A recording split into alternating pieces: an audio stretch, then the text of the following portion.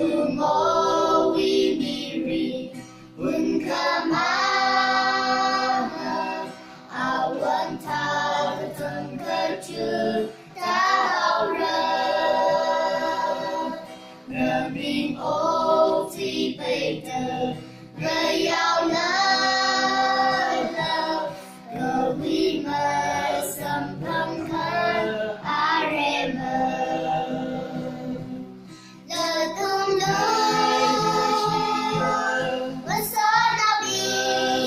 nao bi Ngờ vi vào vì ngà hai bài chi nơ A tâm nơ Mong rai nơ Ngờ vi vào hari a tâm y na cơ Chỉ sư nơ quy ya tu Tờ ra thơm hồn Ngờ ngờ ni ngờ tây đà chơ Cho nơ nơ Vì na hao râm hờ sao Vì bài mơ rơ Khờ rinh sơm râm khờ vai ngờ ra đư Lờ tung lơ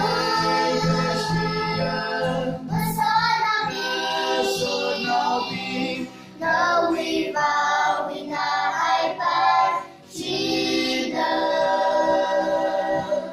A tâm nơ Mong rai nơ Ngờ vi vào hari a sơ